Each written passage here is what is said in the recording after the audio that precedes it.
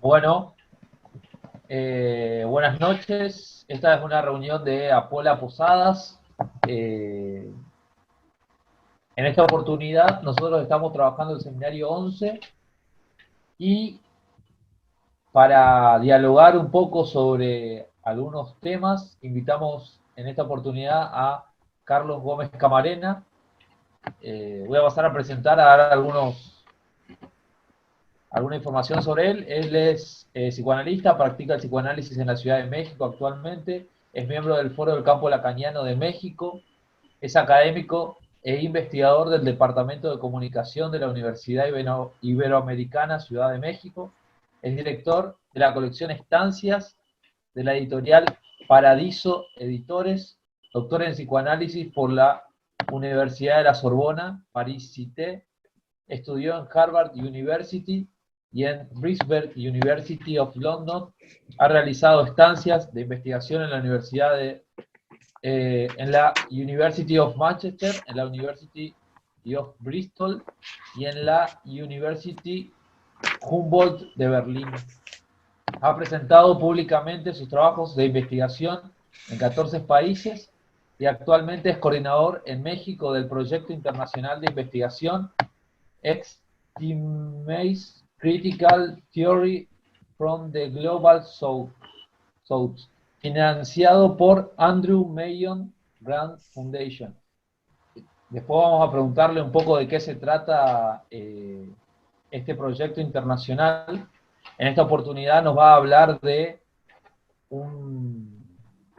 una pregunta que nos rondaba a nosotros en torno al seminario 11 y es la clase que se titula ¿Qué es un cuadro? Eh, entonces lo invitamos a él para que escuchar cuál es su opinión, los temas que fue desarrollando. El título que él eligió para la jornada de hoy fue justamente ¿qué es un cuadro para Lacan? Se los digo bien acá. Arte, modernidad filosófica y topología. Exacto. Así que bueno, le doy la palabra a Carlos. Carlos, vos podés manejarte como te parezca, si querés presentar, si querés que te hagamos preguntas entre medio. Bien, muchísimas gracias a ti, Leandro, tocayo de apellido, y muchas gracias también a Paula Posadas por la invitada y por la invitación y por la confianza para poder hablar de estos temas, especialmente porque si hay un rasgo que caracteriza a su asociación es el rigor epistemológico, algo que admiro en ustedes. La forma en que voy a proceder es, hablaré, solamente que hubiera algo urgente, lo pueden plantear en el chat. Les propongo que hable 1 hora 20, ¿sí? Y después haya una media hora de preguntas, ¿sí? O sea, de tal manera que sean 2 horas, supongo que es tiempo considerable, y en el chat van a encontrar el Padlet. El Padlet simplemente copian y pegan el link en su navegador y pueden hacer preguntas vía esta aplicación, que es básicamente como un pizarrón electrónico. Y entonces después lo proyecto y todo el mundo podemos ver las preguntas que harán. Si hubiera algunas precisiones, se puede abrir el micrófono. Dependiendo del número de personas que haya, vemos si usamos el Padlet o no. Voy a compartir pantalla y les voy a mostrar el plan del día de hoy. El objetivo del día de hoy parece clase, pero bueno, un poco me manejo, es mi beta académica. El objetivo de la clase, pero el objetivo es comentar la clase del seminario 11 que se titula ¿Qué es un cuadro?, para dar algunos elementos que arrojen luces epistemológicas y metodológicas para la teoría y la práctica psicoanalítica. En un primer momento voy a hacer la pregunta: ¿qué función tiene la historia del arte para Lacan? ¿Y cuál es la diferencia con el uso que hace Freud de la historia del arte? Después responderé a la pregunta: ¿qué es un cuadro para Lacan? ¿Y qué diferencia tiene con qué es un cuadro para la historia del arte? ¿Y qué diferencia hay con qué es un cuadro para Foucault? Voy a comentar una clase de un seminario 2 años posterior. Y En tercer momento, la pregunta que trataré de responder es cuál es la importancia epistemológica del cuadro en la investigación y en la práctica del psicoanálisis. Y por último, ¿qué relación hay entre la indagación que hace Lacan de la pintura en la secuencia que va del seminario 8, la transferencia, al seminario 13, que es el objeto del psicoanálisis, con la matematización y la topología? Aquí doy un contexto. El contexto es el siguiente. Yo hice una investigación que duró formalmente 6 años, pero en realidad tomó 10 años, que es una investigación sobre el matema y el poema en Lacan. Y lo que hice fue hacer al final 3 estudios. O sea, estudié cómo se vincula el matema y el poema en 3 momentos de Lacan. Entonces trabajé el mito en el seminario del seminario 2 al 4 en Lacan, y después trabajé al final, el tercer caso era la lectura que hace de Joyce Lacan, donde hay una articulación también entre matemáticas, que es topología de nudos, y la lengua. Pero el segundo caso fue esta secuencia, del seminario 8 al 13, hay una secuencia de indagación de Lacan sobre las pinturas. Voy a tratar también de responder el día de hoy por qué y Lacan articula siempre arte con ciencia o poesía con matemáticas. Eso también está sobre ese horizonte. Y el segundo caso que trabajé en esta investigación que hice fue justamente la lectura de las meninas, que voy a trabajar también el día de hoy. Como ustedes verán, no voy a comentar directamente, voy a dar algunos comentarios sobre la clase que es un cuadro, pero más bien lo que voy a hacer es dar elementos, como les decía, epistemológicos y metodológicos para poder leer de otra manera o profundizar temas que tienen que ver con esa clase. Entonces voy empezando con, ese es el plan. ¿Qué función tiene la historia del arte para Lacan? ¿Y cuál sería la diferencia con el uso que hace Freud? Miren lo que dice Freud en Psicopatología de la vida cotidiana. Cito, dice, uno tiene la impresión de lo difícil que es para un psicoanalista descubrir algo que un poeta no supiera ya. Es decir, hay una función anticipatoria del arte. Esta es como una relación romántica. Freud tenía una relación romántica con el arte. Romántica no en el sentido vulgar o vernáculo, sino en el sentido filosófico, en el sentido de corriente artística. Romántico significa que se encontrará profundidades, un poco junguiano en ese punto. El arte anticipa algo que la ciencia no puede decir, o que la filosofía no puede decir. Es una función anticipatoria, pero que después será apuntalada por medio de la ciencia. O sea, Freud encuentra que la ciencia no puede formular ciertas cosas y que el arte dice cosas antes. Los poetas específicamente dicen algo que la ciencia no puede decir en su tiempo, o la filosofía no puede decir en su tiempo, pero que después tendrá que ser apuntalada, trabajada, formalizada, probada por medio de la ciencia. Yo le llamo a esto una función clásica, es la forma clásica de relación entre psicoanálisis y arte, fundada por Freud. Lacan repite el gesto. En Lacan también hay esta relación anticipatoria del arte, pero no es la única relación. Eso es lo interesante.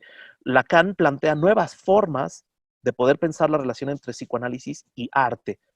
Repito, también Lacan lo que hace es pensar que el arte, no solamente la poesía, sino la pintura, anticipa algo que la propia filosofía o la propia ciencia no puede todavía plantear. Esto es muy importante porque entonces tiene que ver con la epistemología francesa, con la epistemología continental. Foucault, Bachelard, Coiré, Jean Hippolyte, toda la corriente epistemológica continental, no la corriente epistemológica de Viena, es decir, anglosajona. Hay la idea de que el arte tiene una forma de pensar, puede plantear cosas importantes. Entonces, en ese sentido, pueden ustedes encontrar en el seminario 2, en la página 17 del seminario oficial de Lacan, dice lo siguiente.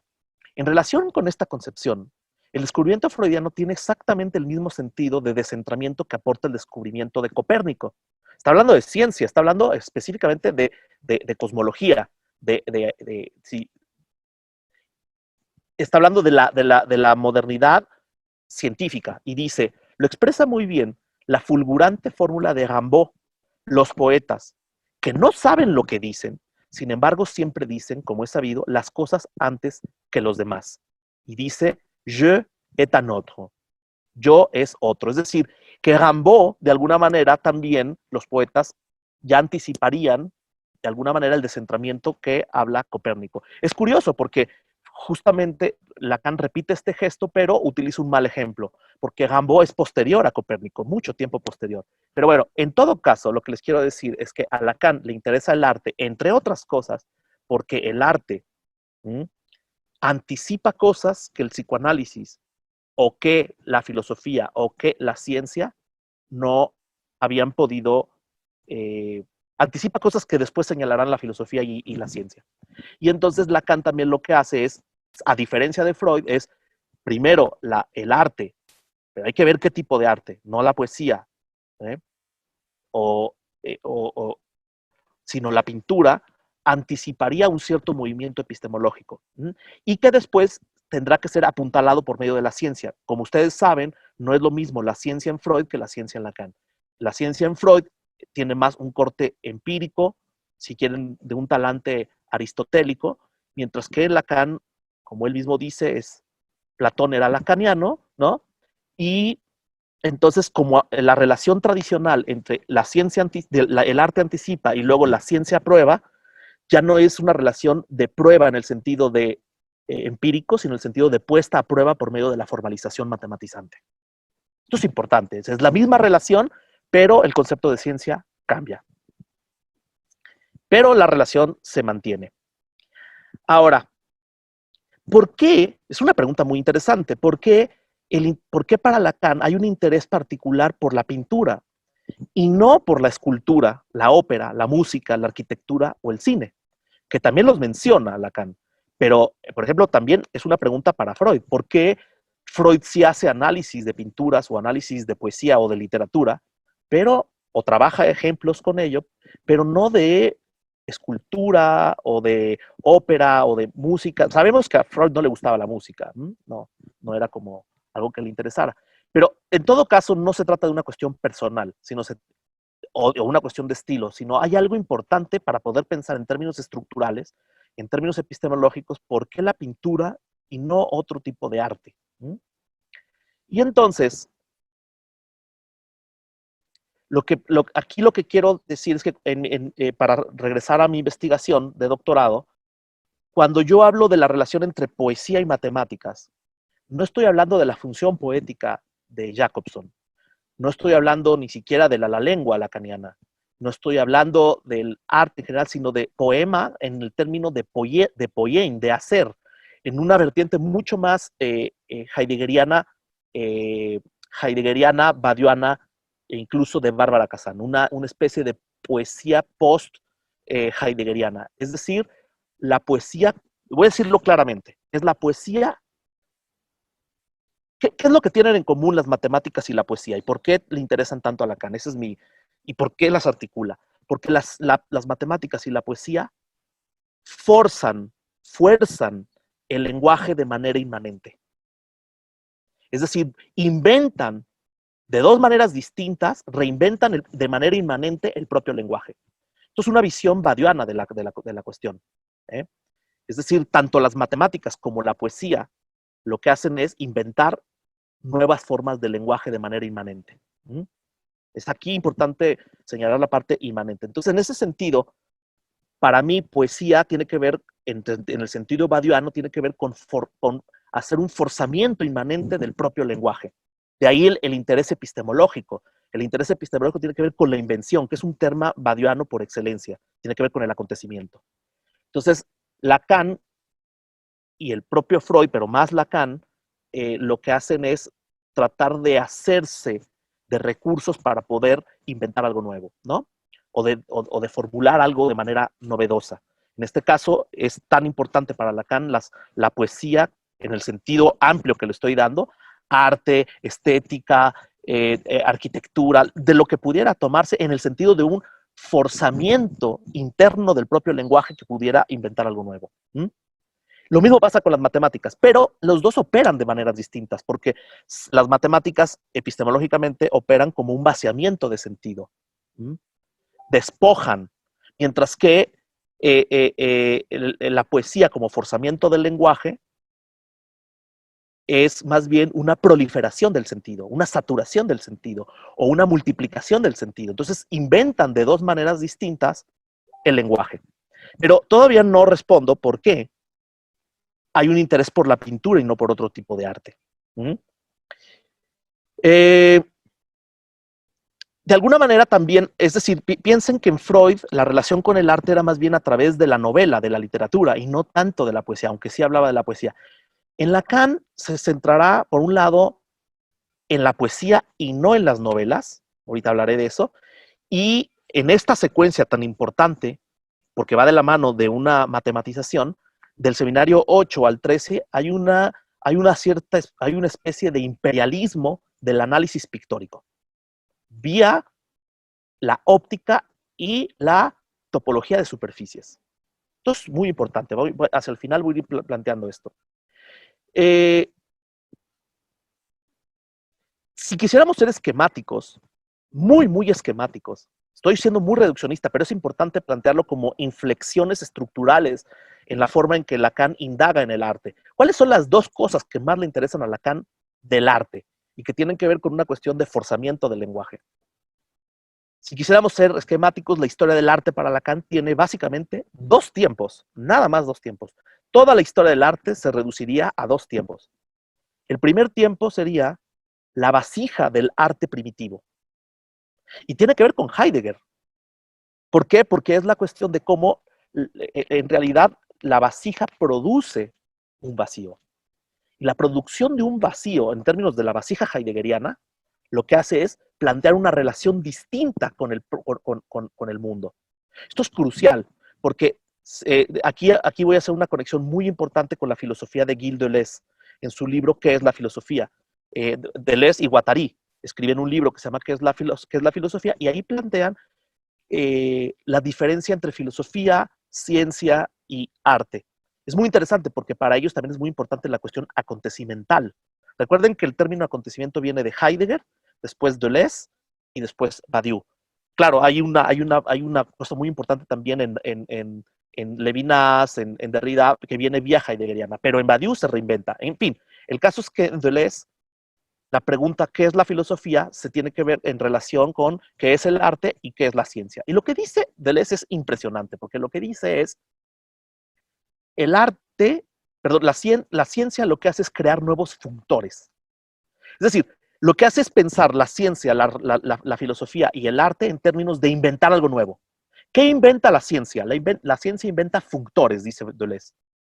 ¿Qué hace la filosofía? Inventa nuevos conceptos que antes no existían. Además, tiene un comentario muy lindo porque dice que cada vez la filosofía tiene enemigos o adversarios más, ¿cómo decirlo? Que se creen mucho, no recuerdo la palabra técnica, pero que se creen mucho siendo poco. Y su principal adversario en este tiempo es la mercadotecnia, porque la mercadotecnia o el marketing crean conceptos, dice Deleuze y Guattari, ¿eh? Pero ¿qué hace el arte? El arte crea nuevos percepciones. La ciencia crea functores, nuevas funciones matematizantes, la filosofía hace nuevos conceptos y el arte lo que hace es crear nuevas percepciones. Es en esa misma línea también que Lacan plantea que hay, de alguna manera, se puede leer en Lacan que hay solamente dos movimientos importantes de cómo pensamos. Es decir, el arte tendría que ver no solamente con percibir de manera distinta, como dice Deleuze, sino también cómo hay una cosmovisión y un cambio de pensamiento en la humanidad. Por eso, la historia del arte en Lacan se reduce a dos tiempos. Ya dije el primero, la vasija, las artes del vacío. Y en un segundo momento tiene que ver con la modernidad, que es el cráneo en la pintura clásica. ¿Y qué es el cráneo en la pintura clásica? Es los embajadores de Holbein, que es las artes de la anamorfosis. Entonces tenemos por un lado las artes del vacío, primitivas, y las artes de la anamorfosis, este, las artes de la anamorfosis como el cráneo. Esto es importante porque toda la tercera parte de este seminario se basa en eso. Es decir, el seminario 8 indaga la estética del vacío, la vacuola, el jarro de heideggeriano, y en el seminario 11 empieza una secuencia que terminará hasta el 13, que es la indagación sobre la anamorfosis. ¿Se entiende? No estoy reduciendo en términos estructurales. Esto es muy importante. ¿Por qué digo estructurales? Porque, y lo vamos a ver, porque para Lacan la pregunta por la historia del arte es una pregunta por ¿qué cambió para siempre la historia de la humanidad? En ese sentido, Lacan, y vamos a ver la pregunta que le hace él a Foucault, es una pregunta transhistórica. Es decir, en términos lacanianos es ¿qué hay de real en el tejido de lo simbólico? Dicho en términos de los 4 discursos de Lacan en el seminario 17, del 17 al 20, esa secuencia del 16 al 21, lo que trabaja es que aunque los cuatro discursos hayan aparecido históricamente, es decir, no aparecieron todos de una sola vez, de manera sincrónica, sino fueron apareciendo históricamente, eso no le quita que su relación entre los 4 sea estructural. Los 4 discursos, aunque hayan aparecido históricamente, son transhistóricos, lo cual es un tema interesantísimo que ustedes pueden indagar en el prefacio de Lógicas de los Mundos de Alain Badiou. Esa misma pregunta ya la podemos ver. Lacan va trabajando cosas años y años antes, de tal manera que esta relación transhistórica de los 4 discursos, es decir, que aunque aparezcan históricamente, son ahistóricos o transhistóricos, es algo que ya venía trabajando en la pintura. ¿Se dan cuenta la importancia que tiene entonces la pintura para Lacan? Entonces, las artes del vacío, la vasija o el cráneo o la estética de la anamorfosis, aunque aparecieron históricamente, lo que van a hacer es mostrar que esas relaciones son transhistóricas. Es decir, en la subjetividad moderna, que es con la que trabaja el psicoanálisis, el sujeto dividido, se las va a tener que hacer estructuralmente, en términos de en la propia estructura de lo simbólico aparece un rompimiento de la estructura que se llama lo real, es inmanente a lo propio simbólico, va a aparecer las artes del vacío y las artes de la anamorfosis. Todo eso se va a jugar estructuralmente en el sujeto moderno. De ahí el subtítulo que yo propongo, que es la filosofía moderna. Hay una relación entre la historia del arte y la filosofía moderna. ¿Por qué la pintura y no la poesía, la literatura, el teatro, como es el caso de Freud? Porque a Freud le interesaba la poesía, la literatura o el teatro. Y es que Lacan, de hecho, trabaja más con la poesía que la literatura o el teatro. Los poetas comentados son Sófocles, Plauto, Shakespeare, Molière, Racine, Claudel y Jean Genet. Pero sobre la literatura solo son trabajados Marguerite Duras, Gide o Joyce. El caso de Edgar Allan Poe se trata de una literatura no tanto en forma de novela, sino como cuento. Un cuento estructural que muestra el lugar del vacío, la letra. Ven entonces esta cuestión del vacío, del jarro. Van a ver algunos vínculos con la filosofía de Heidegger, evidentemente. En el caso, y entonces también entonces la pregunta, ¿por qué preferiría Lacan, que también lo hace, el teatro que la novela? Es bien interesante. Estoy haciendo un recorrido rapidísimo de cómo trabaja Lacan el arte y por qué es tan importante para él. ¿Por qué preferiría el teatro que la novela? En el caso de Guido, de Proust, se trata de escritores que usan su vida material de su obra, lo que ocurre también un poco con Marguerite Duras y Joyce, es decir, por eso le interesa la literatura a Lacan, a una construcción de casos. Hay una relación entre su vida y su escritura, que no es lo mismo que psicobiografía, que si vieron la clase de qué es un cuadro, Lacan critica la psicobiografía. Es decir, no se trata de la vida del artista, sino se trata de qué se juega en términos de invención de la humanidad en la escritura o en la pintura. En el caso de Hamlet, de Shakespeare, el teatro personifica el discurso del otro bajo la forma de un personaje, ya que el actor enuncia el discurso de un otro. Hamlet de Shakespeare trata sobre la organización del deseo. Edipo y Antígona de Sófocles hablan de los límites entre el eros y la locura. El balcón de Jean Genet localiza las coordenadas del lugar del falo. La Atalia de Racine habla de la definición del punto de acolchado. El anfitrión de Molière es sobre el ideal del yo, y la trilogía de Claudel tratan sobre el análisis del sacrificio, el deseo y lo trágico. Todas las obras de teatro son sobre ficciones alrededor del discurso del otro y de su función de verdad. Es decir, habría ciertas formas estéticas, ciertas formas artísticas que estarían más vinculadas con ciertos problemas psicoanalíticos. Si ustedes trabajan el teatro, van a trabajar el discurso del otro. Si ustedes trabajan la poesía o la literatura, lo que van a hacer es trabajar la letra. Pero, ¿qué ocurre cuando uno trabaja la pintura? Ese es el punto. Esto es bien importante porque entonces también es muy importante para el proyecto, para el programa de investigación científico de Apola, pensar que la topología de nudos o la geometría analítica o los algoritmos o el álgebra funcionan de maneras distintas. ¿Qué piensan cada uno de esos tipos de matemáticas? Es lo mismo que podemos aprender de cómo funciona en Lacan el mito. ¿Qué piensa el mito? ¿Qué piensa la literatura? ¿Qué piensa el cuento? ¿Qué piensa la pintura? Pero la pregunta de hoy es ¿qué piensa la pintura? Más que qué piensa la literatura o qué piensa el mito o el cuento o la poesía. ¿Se entiende? Hay un texto muy lindo, muy importante sobre los estilos, como el estilo de Lacan es más bien mítico-poético, mientras que el de Freud es narrativo novelesco, en un texto que se llama, no recuerdo, pero es de Eric Porch.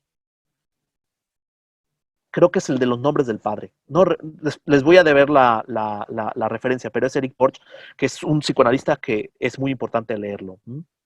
En fin, después de mostrar esto, la pregunta entonces, voy a paso al punto 2, es ¿qué es un cuadro? Es bien importante porque en esta clase de Lacan, en esta sesión de Lacan, más que una clase, es una sesión de su seminario, la pregunta que él es parte de la edición del Seminario 11. Todavía está vivo cuando Jacques Alain Miller hace la edición de la transcripción y la ¿cómo se llama? El establecimiento del seminario. Es decir, Lacan le pone ese subtítulo. ¿Qué es? Le pone ese título a esa sesión. ¿Qué es un cuadro? Y lo primero que dice, si ustedes leyeron la sesión, dice, en lugar de hacerme la pregunta filosófica o hacerme la pregunta de la historia del arte, de qué es una pintura, yo voy a hacer una pregunta mucho más estructural, que es, ¿qué es un cuadro? Y no es lo mismo una pintura que un cuadro. Vamos a ver por qué. Entonces, ¿qué es un cuadro para Lacan? Llegamos ya al centro de la clase de esta conferencia.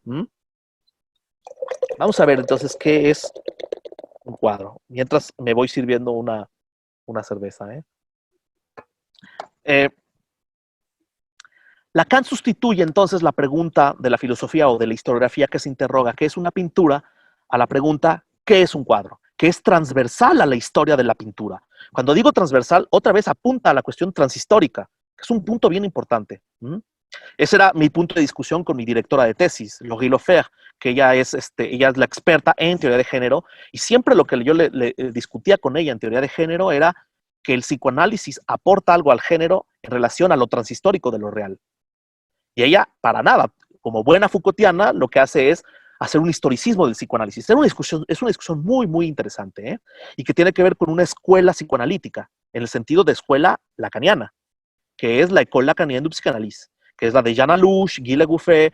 Es muy importante ir también viendo que hay distintas lecturas, distintas orientaciones epistemológicas en el psicoanálisis lacaniano. Como ustedes saben, yo pertenezco a los foros del campo lacaniano y también tenemos otra forma de pensar estas cuestiones.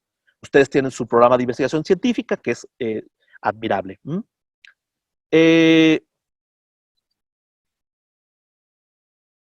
Entonces, voy a volver a proyectar. Quiero que se den cuenta de la importancia de la pintura para Lacan.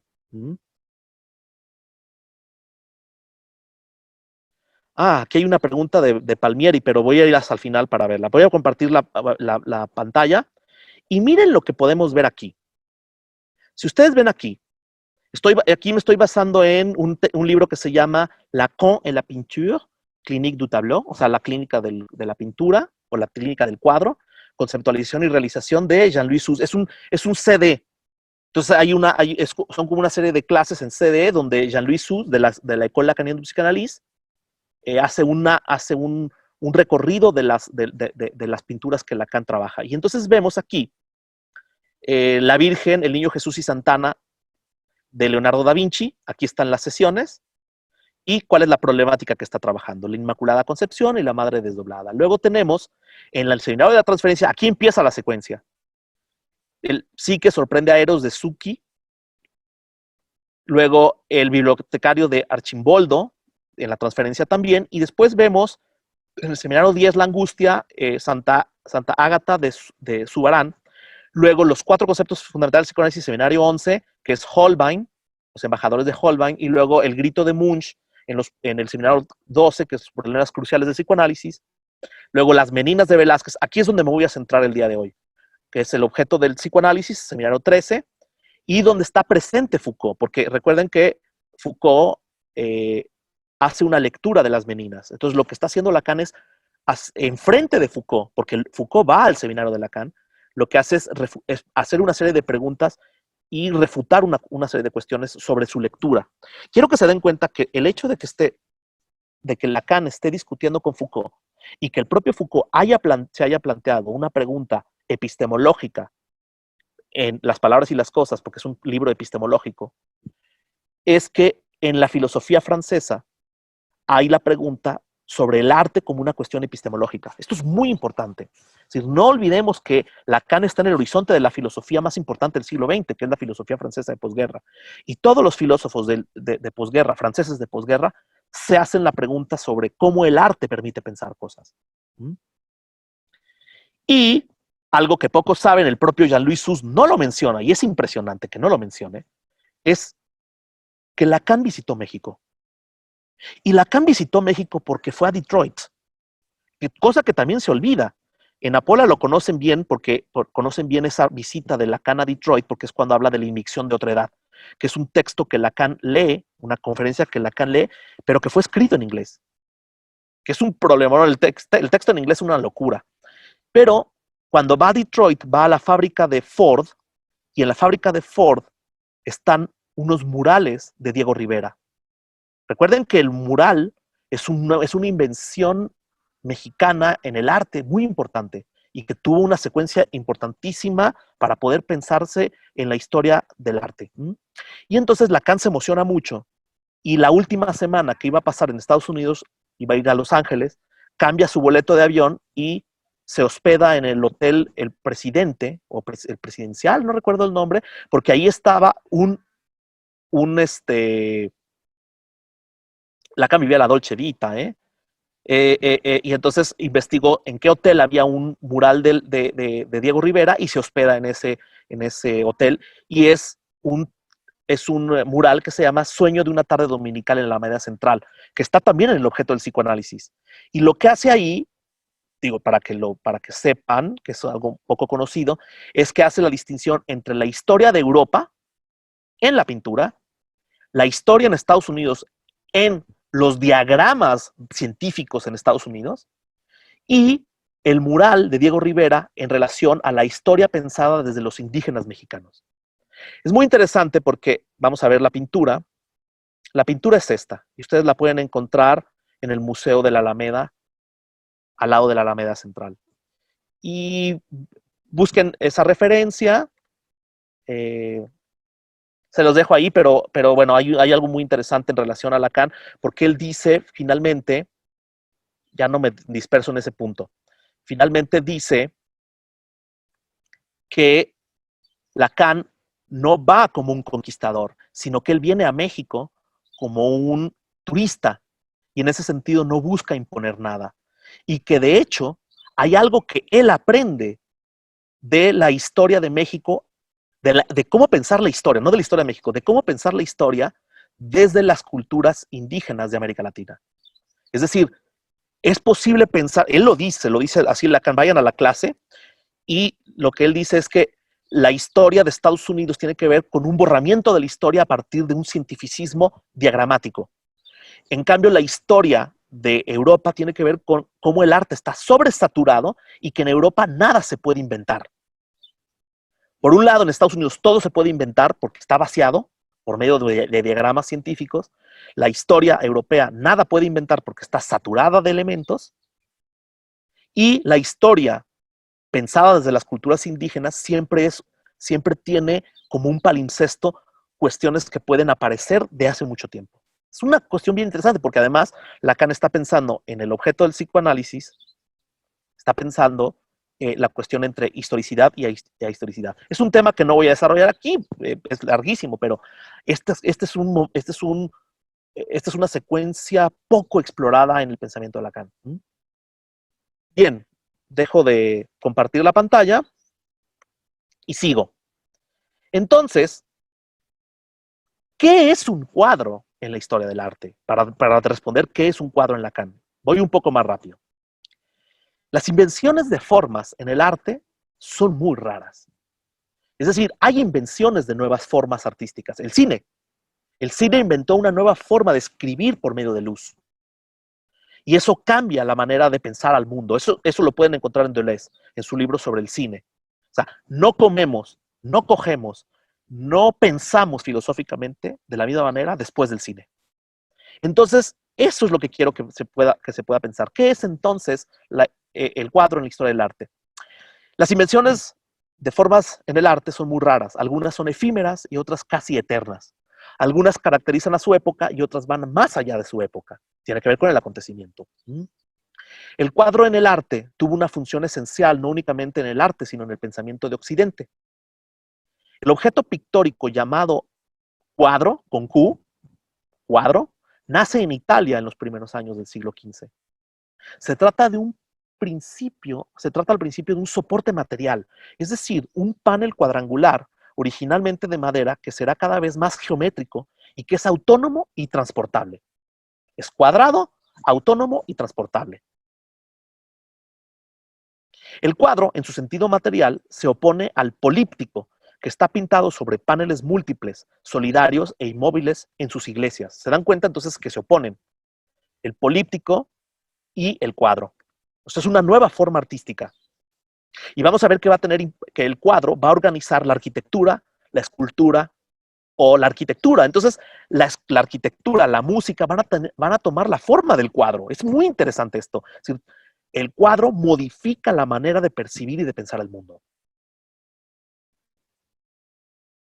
Son formas casi esculpidas el políptico. En este sentido son más cercanas los polípticos medievales a la escultura y a la arquitectura. Esta forma material, el cuadro, es elevada al rango de forma estética por Alberti. Lo plantea Lacan, en su tratado sobre la pintura publicado en Florencia en 1495.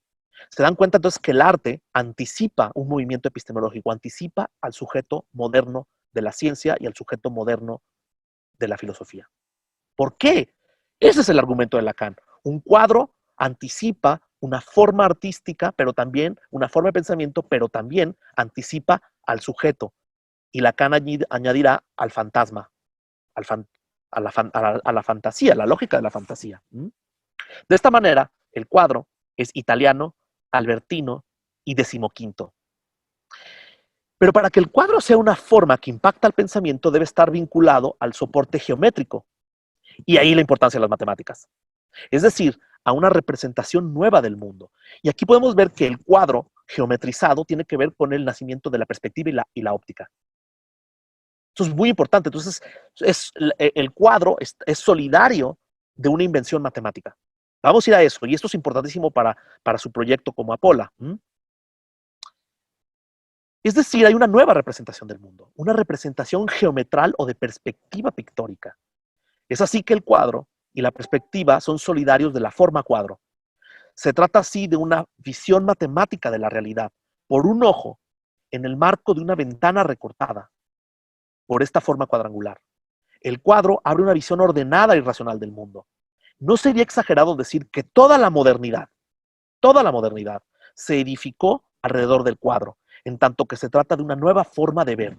Nueva forma de ver. Eso está conectado con las percepciones en Deleuze.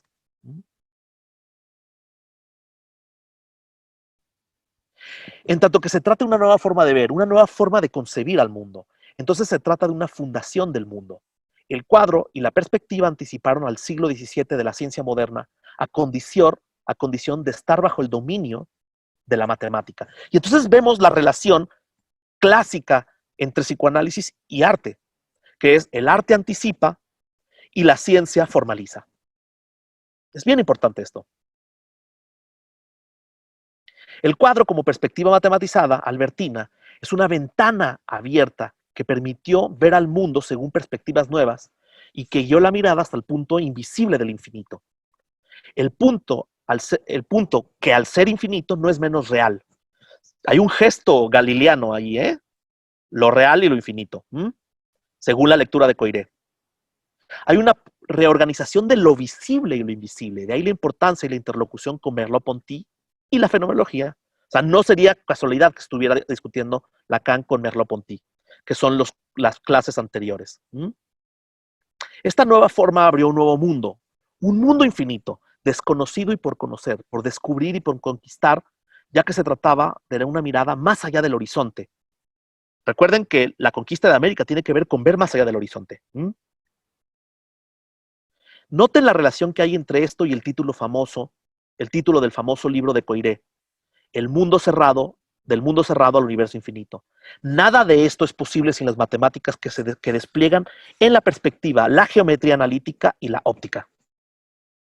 Pintar un cuadro conmocionó al mundo porque cambió nuestra manera también de narrar.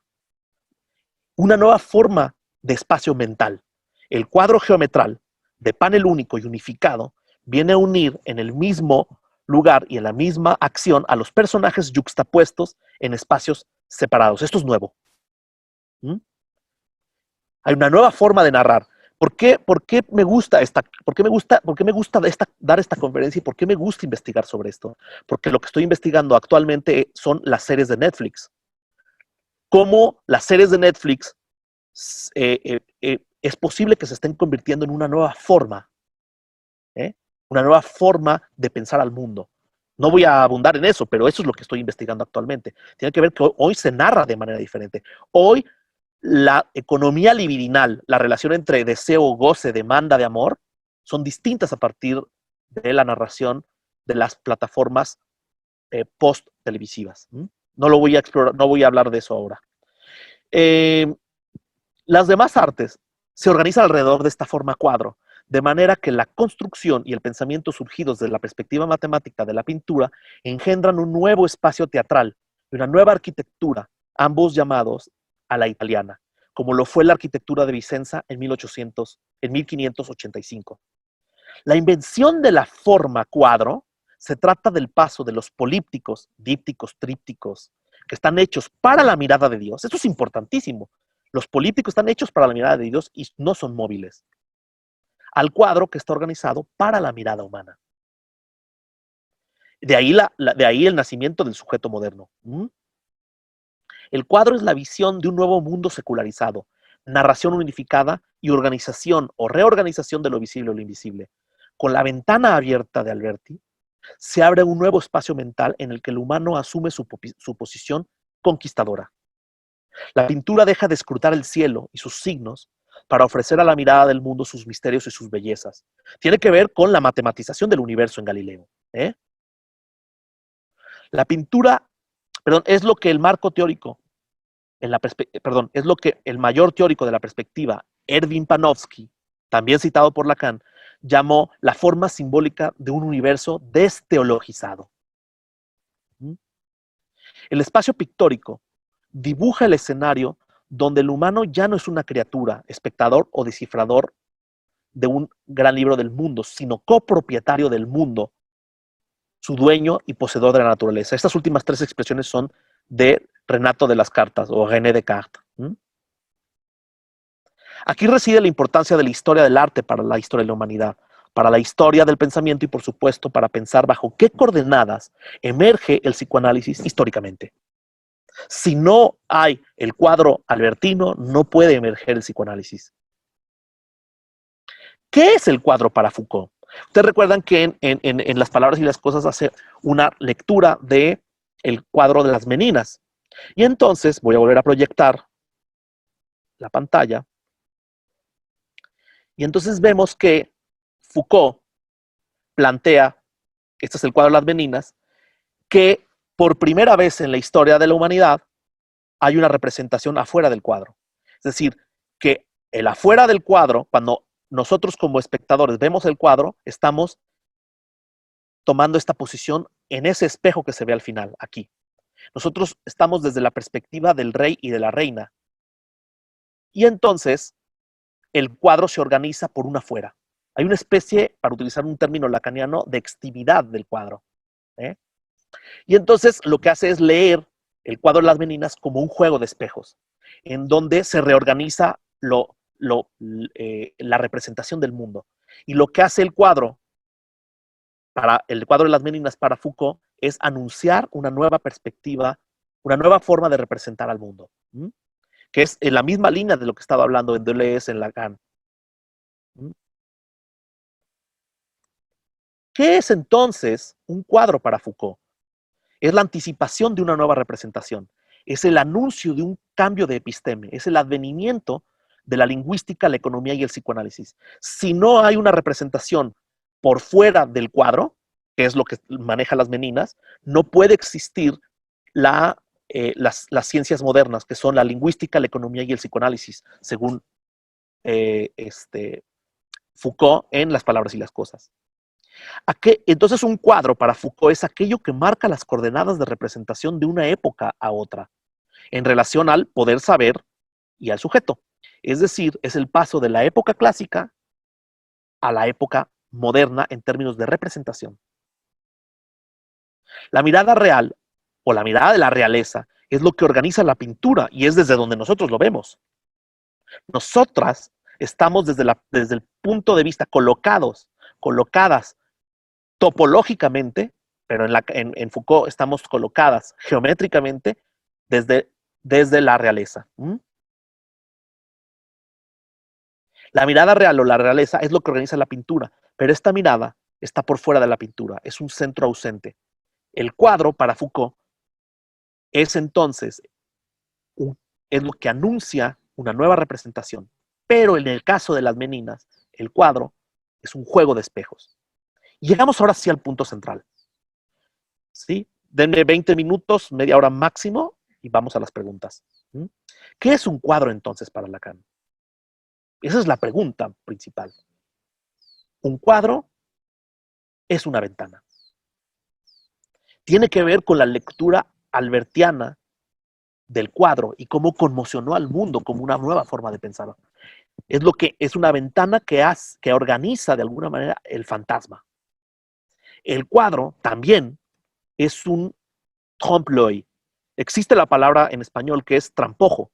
¿Qué es un trampojo? Es, como dice Lacan en esta clase que estoy comentando, que es una trampa para la mirada, una trampa para el deseo que captura miradas como la goma a las moscas. Un cuadro está hecho para capturar miradas. Entonces no se trata tanto de la visión, que es esta cuestión de yo tengo, es bien interesante porque esto es muy parecido, es homólogo al problema de yo no hablo, yo no soy el dueño del mundo, soy hablado por el lenguaje, yo no hablo el lenguaje, soy hablado por el lenguaje. Antes que yo ver y domeñar al mundo, nazco en un baño de miradas. Antes que yo ver, soy mirado.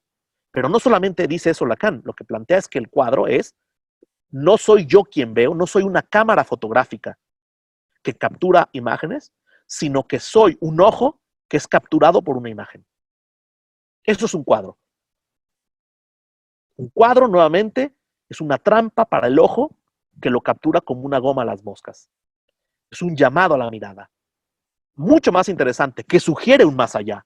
Y este que sugiere un más allá se burla casi de Foucault y le dice, ¿se acuerdan esta anécdota de Seixus y Parrecio?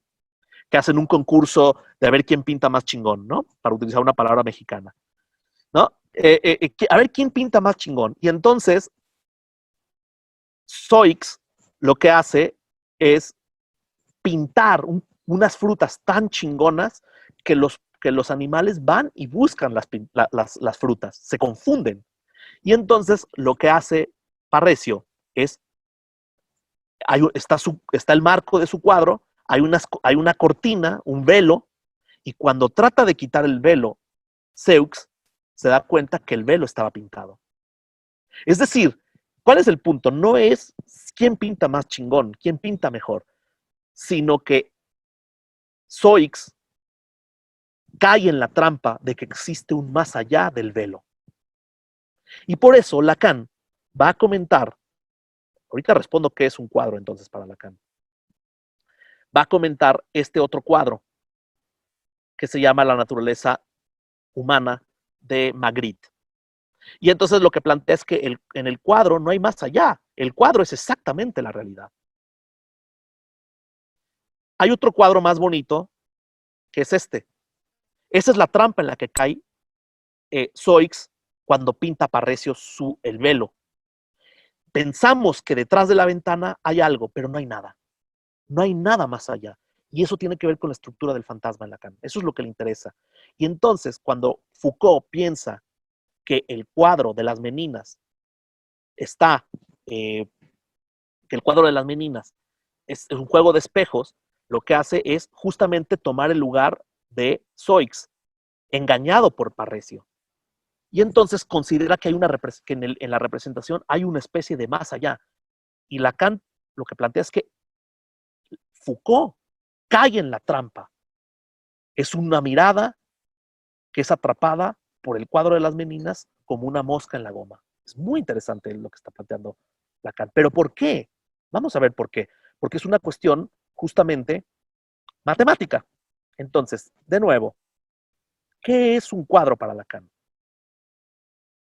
Un cuadro nuevamente es un trampojo, es algo que atrapa la mirada, pero el cuadro también puede ser un velo en el cual no hay más allá, que engaña a la gente para pensar que hay un más allá. Entonces tenemos que no hay una sola respuesta para qué es un cuadro en Lacan. Un cuadro puede ser un juego de espejos. Un cuadro puede ser una ventana que anuncia el advenimiento del sujeto moderno.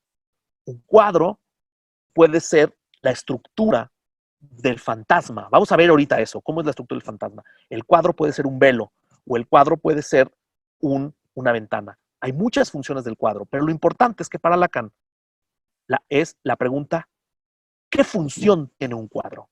Más allá de su historicidad, sino en términos subjetivos. Esto es bien importante.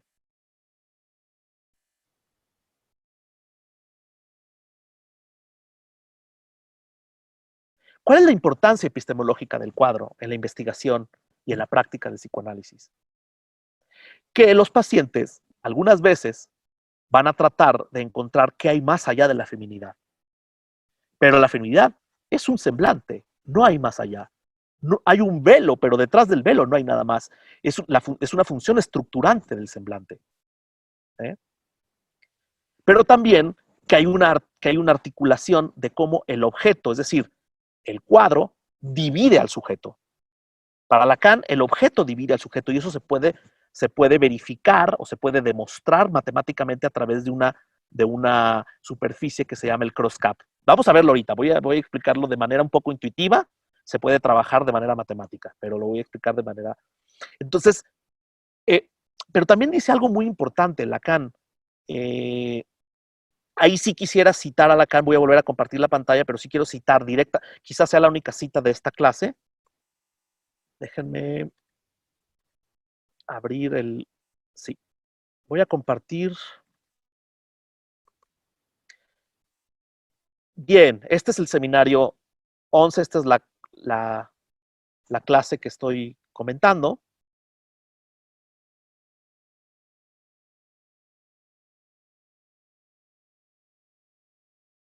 Aquí está. Dice, pasemos a la siguiente etapa, lo que llamaré comunal. Entremos a la gran sala del Palacio del Du, en la que están pintadas todo tipo de batallas, la de Lepanto u otras. La función social, que ya se perfilaba a nivel religioso, se ve ahí a las claras. ¿Quién entraba en estos recintos? ¿Quiénes formaban eso que Retz llama los pueblos? ¿Y qué ven los pueblos en estas vastas composiciones? La mirada de la gente que, cuando los pueblos no están, deliberan en esta sala. Detrás del cuadro está su mirada. Pero fíjense lo que se pregunta, dice, ¿y esta mirada de dónde proviene? Y entonces, ¿qué quiero decir con esto? ¿Qué es lo que quiero decir con esta cita? Que a Lacan no le interesa la psicografía, que a Lacan le interesa cómo se juega. A ver, déjame recapitular. ¿Por qué se interesa por el cuadro Lacan? ¿Por qué se interesa por la pintura y por la función cuadro? Porque el cuadro, a diferencia de la poesía, o a diferencia de la novela, o a diferencia de otras formas de arte, lo que hace es mostrar la estructura del fantasma y nos permite indagar cómo hubo un cambio en la economía libidinal a partir de poder dividir, separar el ojo de la mirada. Eso es lo que está trabajando Lacan. En el problema del cuadro albertino, se verifica por primera vez en la historia esta división que le llama esquicia del ojo entre el ojo y la mirada. Más anecdóticamente, recuerdo la primera vez que experimenté una cosa similar. Fui justamente en París a la presentación del libro de Catherine Millot, La vida de Lacan, y cuando estaban presentando al libro, una persona de atrás hizo una pregunta, y cuando volteé a verlo, la persona que estaba preguntando no solamente era ciego, tenía los ojos vaciados. Fue muy fuerte, fue la primera vez que yo sentí que me miraban, no que me veían, que me miraban. Pues bien, esta cuestión de la relación entre mirada y vista, o la cuestión del campo escópico o la pulsión escópica, que son distintas, se juega en la pintura, en el cuadro albertino. Eso es lo que está indagando Lacan. Esa es la importancia de Lacan, de la pintura para Lacan. Y eso no se puede indagar ni en la arquitectura, ni en el teatro, ni en la novela. ¿Se entiende? Bien, continúo. Las reglas de la perspectiva, ¿cuál es la importancia epistemológica del cuadro, la investigación y la práctica del psicoanálisis? En la práctica ya lo dije, no voy a indagar, no voy a profundizar más, pero en la investigación las reglas de la perspectiva anticipan el advenimiento del universo matematizado de Galileo, el vaciamiento del sujeto cartesiano y el descentramiento del sistema planetario descrito por Kepler.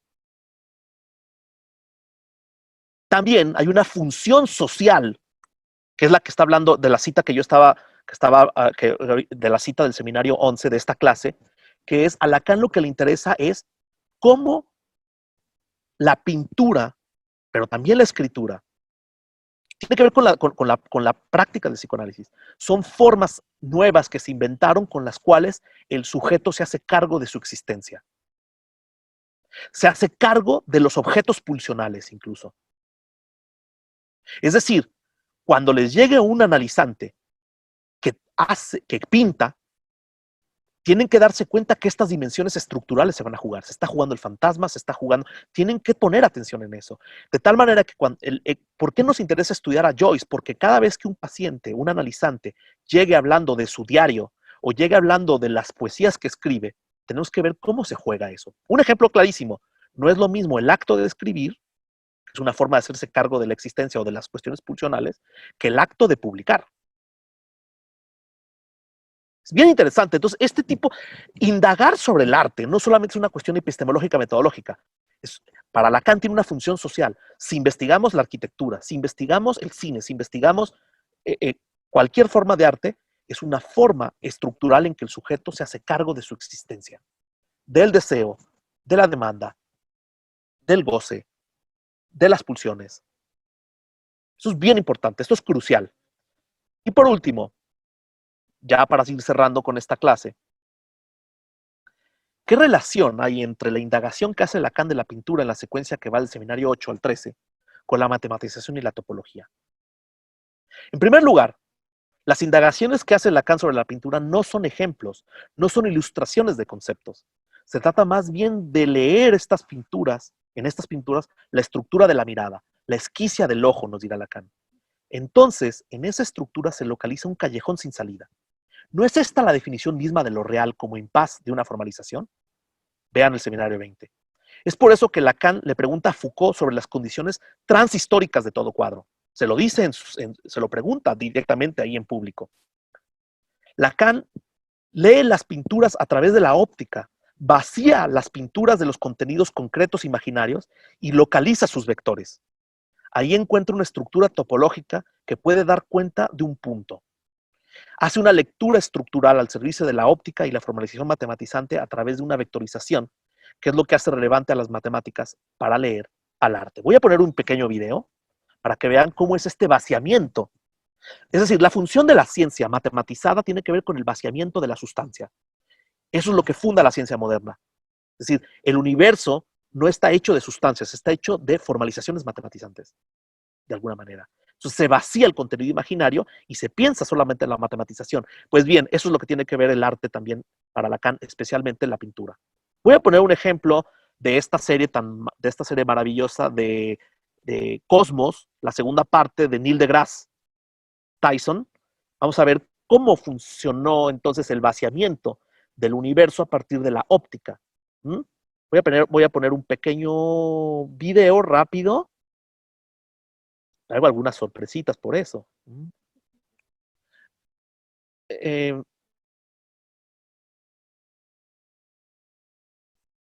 Ya voy a proyectar la pantalla, ¿eh?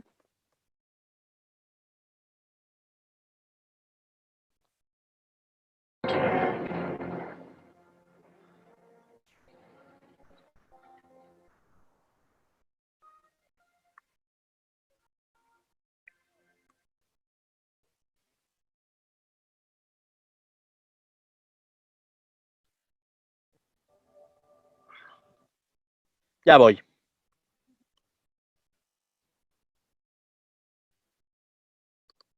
¿Se alcanza a ver?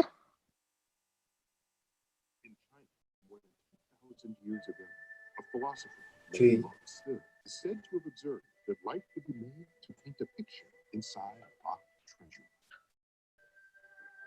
This was the description of the first camera.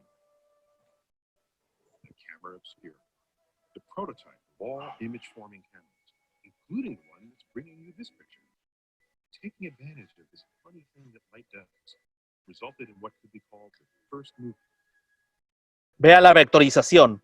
Mozart, master of light. Bien, esa es la primera parte. Este capítulo es el capítulo 5 de la segunda parte de la serie Cosmos. Véanlo, es impresionante este capítulo, porque está hablando de la óptica, la importancia de la óptica en el espectrómetro para la astrofísica. Pero miren miren la vida esa era la vida de Mo Tse en China, que fue como el inventor, el que anticipó el cine, por medio de una vectorización. Quiero que lo vean. Ahora vamos a ver a Al-Hassen en Irán, la pregunta que se hacía en términos matemáticos, astrofísicos. Especially those things that everyone else took.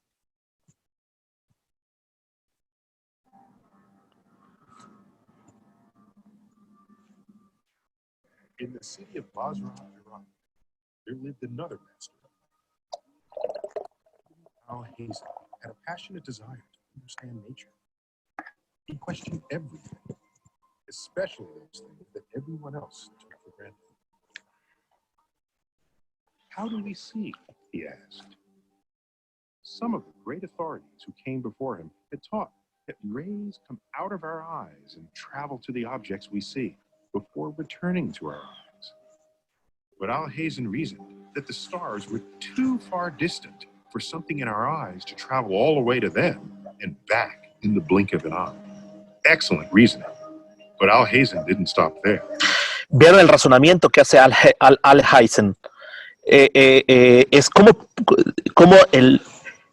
la luz, como ver las estrellas tenía que ver con lanzar una luz de los ojos y que regresara, como dice ahí en inglés, in the blink of an eye, es decir, en un parpadeo, ¿no? Y era un razonamiento muy interesante que tiene que ver con la teoría extramisiva de la luz, es decir, que la luz vendría de los ojos. Esto es bien interesante. ¿Por qué hablo de esto? Porque una de las cosas que es muy importante para un programa de investigación científica es pensar que en Lacan siempre hay una pregunta por los mitos, por las teorías falsas. Siempre Lacan plantea la cuestión de la verdad vía la falsedad. No sería casualidad que Lacan en la primera clase del seminario 11 se pregunte por la alquimia. Pregunta por la alquimia. O sea, Lacan moviliza una serie de pseudociencias para poder pensar qué hay de verdad en ellas. Y entonces es la teoría extramisiva de la luz tiene que ver con cómo algo nos dice de verdad en eso. ¿Qué quiero decir con eso? Y ahorita seguimos con este video. Disculpen la complejidad de esto, pero creo que son cosas muy interesantes que vale la pena comentar. Hay un libro que se lo recomiendo mucho y que justamente me dijo, que me decía, espérenme, que me decía Leandro, que en alguna conferencia que di, no recuerdo en cuál conferencia, que le llamó la atención, y es un libro que se llama Lo que el arte no nos impide ver, de Darian Leader. Y miren lo que dice Darian Leader. Voy a proyectar la pantalla ahora. Ando un poco torpe, espérenme. Este es el libro. Y entonces, fíjense lo que dice aquí Darian Leader. Dice, los retratos, por supuesto, no pueden vernos, pero incluso así, a veces no podemos evitar del todo la sensación de que nos observan. Esa es una superstición, que los cuadros nos ven, pero de alguna manera anticipa la teoría de la mirada en Lacan y la cuestión que estamos hablando el día de hoy. Pero también la teoría extramisiva ¿qué es la teoría extramisiva de la luz? Que la luz viene de los ojos, no viene de afuera hacia los ojos. Y miren lo que dice aquí Darian Leader. Dice que hay un diagrama en los tratados sobre óptica de Descartes en el que un hombre ciego sostiene dos palos para tocar un objeto. Los palos materializan los rayos de luz y al calcular el ángulo en que convergen en el objeto le permitiría calcular mentalmente la distancia con el objeto. Ojo, antes está hablando de los rayos láser de Superman en esta parte. Dice, este diagrama tantas veces reproducido sirvió como paradigma del acto de ver, es la teoría extramisiva de la luz, que también está en el video que les acabo de poner de este científico iraní. El espacio visual se convierte en un espacio matemático que puede trazarse usando palos, o mejor, hilos. La ironía aquí es que si equiparamos los trazos geométricos del espacio visual con la visión, entonces los ciegos pueden ver. Al volver matemática la luz, ¿qué lugar quedaba para el sujeto observador? Esta última pregunta es una belleza, porque lo que está diciendo es que la superstición de que los humanos lanzamos rayos láser o luz y que eso arroja luz sobre los objetos y por eso vemos, tiene que ver con el lugar del sujeto en el mundo. ¿Recuerdan esa frase de Lacan en Función y Campo de la Palabra? Yo soy el vacío en el universo, etcétera, etcétera. No voy a comentar más de eso, solamente quería mostrar esta relación entre investigación científica y pseudociencias, que Lacan siempre hace, ¿eh? Es muy interesante. Que acaban de sacar su nuevo revista de El Rey está desnudo, que hay un artículo maravilloso sobre los experimentos mentales. Bueno, las pseudociencias en la historia del psicoanálisis sería también importante investigarlas. Bien, continúo con el video, ya lo último y cierro la conferencia. Bueno, no es conferencia, es una charla para que le ponemos esa pomposidad.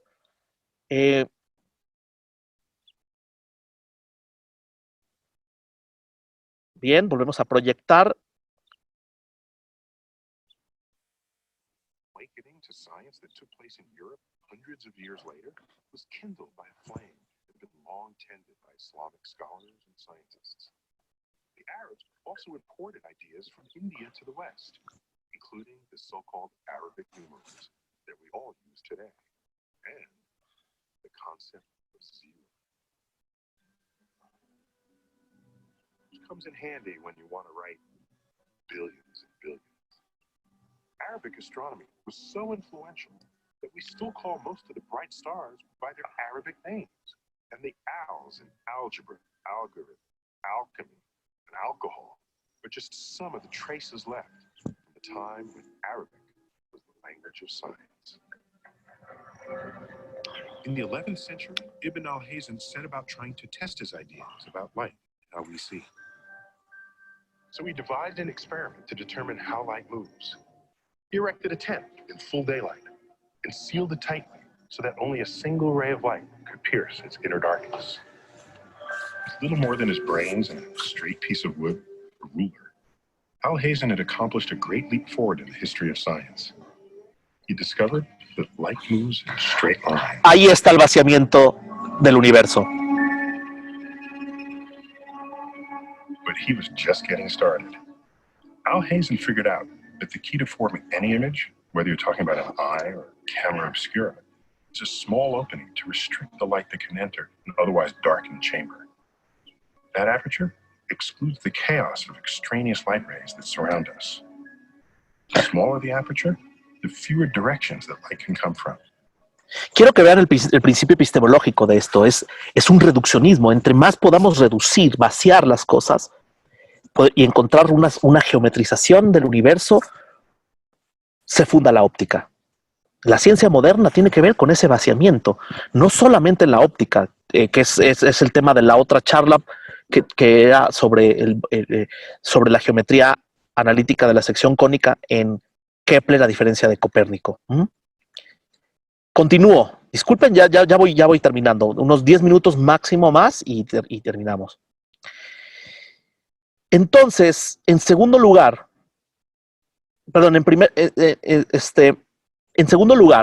así como Kepler va más allá de Tycho Brahe mediante la geometría analítica de la sección cónica para plantear que la Tierra gira elípticamente alrededor de uno de los dos focos, que es el Sol, y así como Maxwell va más allá de sus contemporáneos sirviéndose de los vectores de Feynman para formular su teoría del campo electromagnético, así Lacan, esto es crucial, así Lacan va más allá de la lectura imaginaria de las meninas de Foucault mediante una lectura no geométrica, sino topológica de la pintura.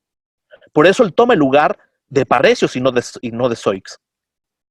Pero es una matematización. Mientras que Foucault es geómetra, Lacan es topólogo.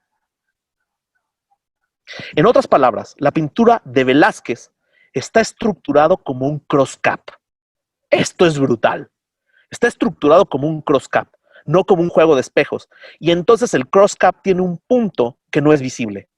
Tiene una estructura mucho más compleja que el juego de espejos en Foucault. Y tiene que ver con que si tú utilizas la geometría, a diferencia de la topología, puedes localizar cosas y no otras. Solamente se puede formular el fantasma a partir de la estructura topológica del cross-cap. Esto es brutal. Eso es lo que encuentra Lacan en un cuadro, la estructura del fantasma, el cross-cap. Vamos a verlo. Ya voy terminando, ¿eh?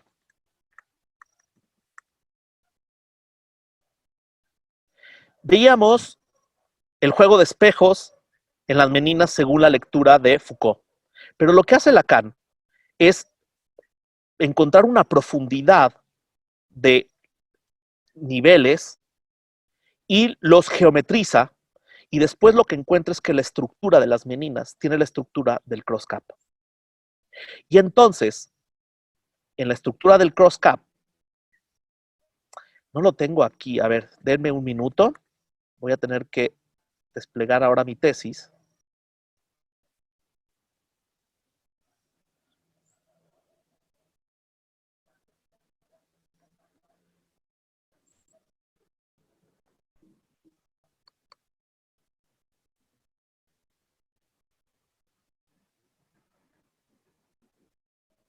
Ya voy, ¿eh?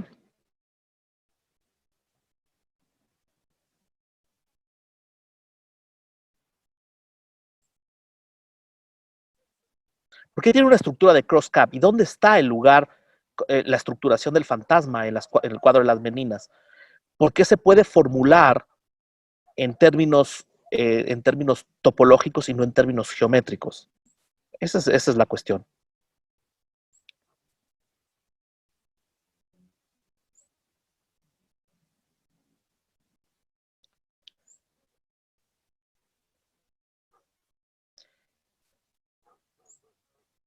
Bien, lo voy a mostrar.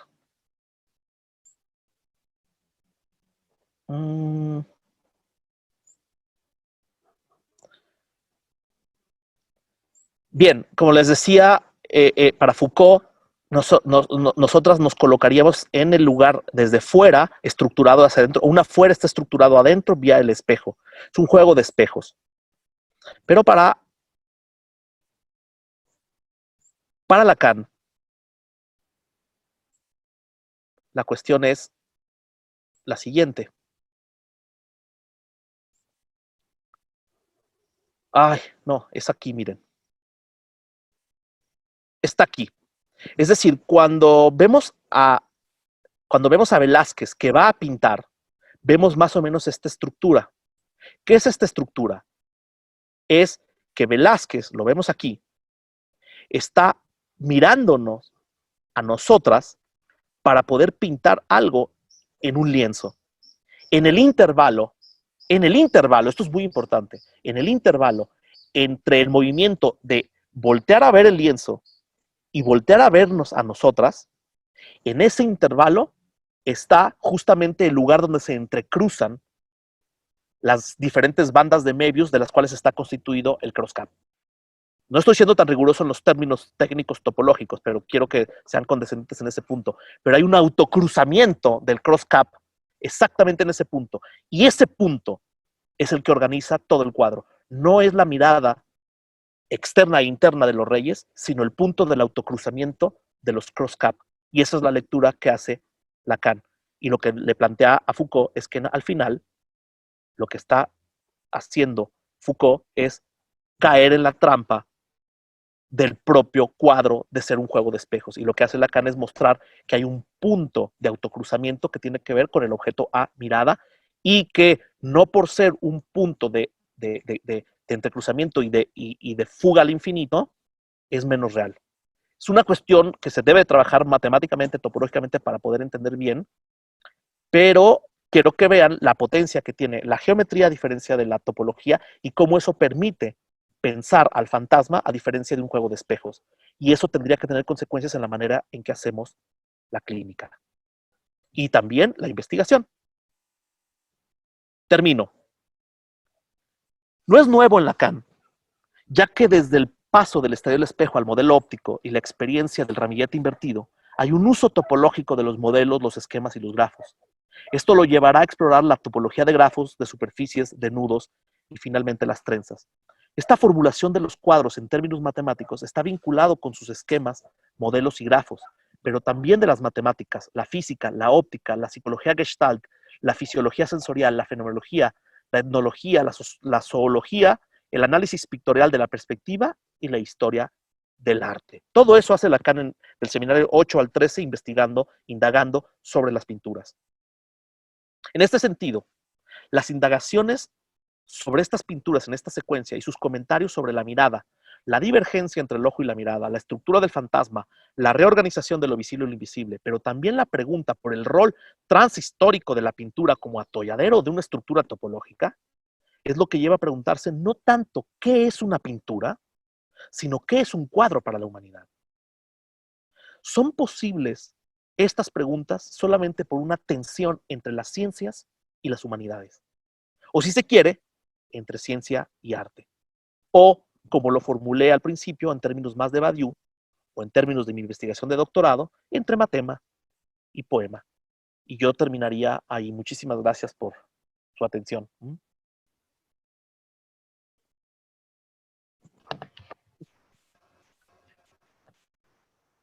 Hola, ¿se me escucha?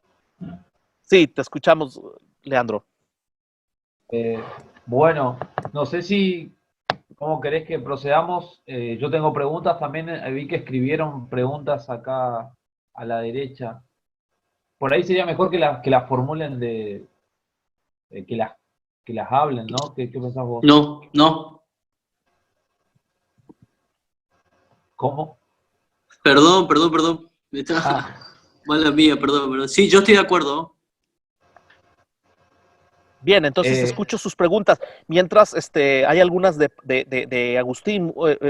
Te mando saludos, Agustín. Hay varias preguntas que planteas aquí o comentarios. También hay otra de Agustín y de Martín. por ahí si las quieren comentar, prendan el micrófono y las dicen, porque es como muy largo para leer. Sí. Perdón, Agustín. Agustín, ni micrófono ni cámara. De última para tenerlo en consideración a él. Dice que no tiene ni micrófono ni cámara, dice él. Eso escribió en los mensajes. Ok. A ver, dice Agustín, lo leo, dice, Carlos querido, diríamos la poesía sobre otras formas de arte, o mejor aún, escritura, porque sabemos que la segunda mitad del siglo XX fue el escenario preparado por cierta tradición estética de fines del siglo XIX y la primera mitad del siglo XX, de la emergencia de una nueva forma de escritura, de una nueva relación con la letra como forma de acceso a lo real sustractivo. A ver, luego mejor las lees tú, Leandro, porque si no se van a cansar de mi voz. Pero esto es bien importante lo que dice Agustín. Es decir, no traté de ser exhaustivo, traté de dar algunos mojones, algunas coordenadas para poder pensar cómo se piensa en psicoanálisis el arte, metodológicamente, epistemológicamente. Entonces, lo que dice Agustín es muy pertinente. Es decir, yo mostré algunas cuestiones, por ejemplo, reducir toda la historia del arte a 2 momentos, como lo hice, es a veces asesino, ¿no? Pero es para poder plantear cómo se juega en psicoanálisis. Ahora, lo que está planteando Agustín, termino con esto, es todo el problema, cómo se pensaría, no solamente en la ciencia, sino en el arte, el problema de que en cualquier lengua hay una división entre lo hablado y lo escrito. De hecho, es la 5ª vez que lo digo así en videos de YouTube y cosas así. Cuando estaba haciendo mi investigación y entrevisté a Jean-Michel Vapéro me decía que mi problema no era entre poesía y matemáticas, sino entre habla y escritura. Que la topología de Lacan, eso me decía él, yo no estoy tan convencido, que la topología de Lacan tenía que ver con el problema de articular habla, ¿no? Todo este problema de discurso, de palabra y lenguaje, pero también la escritura, esa relación entre habla y escritura. Cuando se lo planteé yo a Badiou, cuando él tenía entrevistas con él sobre mi tesis, él me decía que ese problema es más bien derridiano y que no valía la pena indagar mucho por ahí. Es una discusión bien interesante, pero es decir, para plantear yo estoy forzando lo que está diciendo Agustín, lo estoy llevando a mi molino, estoy llevando agua a mi molino. Lo que está preguntando Agustín es cómo se pensaría a través de la historia del arte el problema entre habla y escritura. ¿Qué podríamos aprender estructuralmente para el psicoanálisis sobre el habla y la escritura? Bien, escucho otras preguntas, por favor. La otra pregunta que está acá te la formulo así sencillamente. La otra pregunta de Agustín es, en realidad parece más como una especie de comentario, sí, donde dice que justamente hablando del giro decolonial, la escritura, donde la poesía y la pintura cobran un valor fundamental para los intelectuales franceses, no es una característica que pueda ser universal.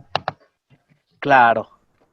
Que ese es el problema que tenía todo el tiempo, las discusiones que tenía con mi directora de tesis. Es el problema del historicismo o historicismo.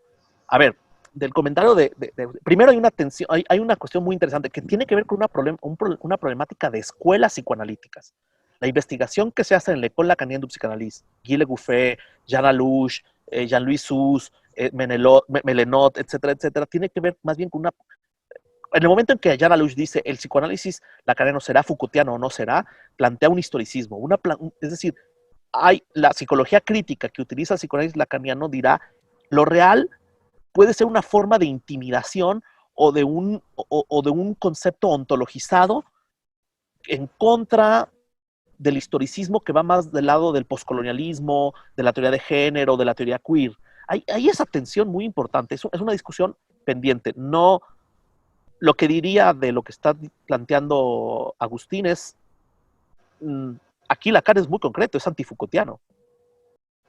Otra cosa es que lo haya dicho Lacan termine la discusión. Es un tema apasionante, ¿eh? Este problema entre la función de la escritura, la función del arte como una función transhistórica o una función histórica. Agregaré una cosa extra. Esa es una discusión que es apasionante, pero además agregaré una cuestión extra.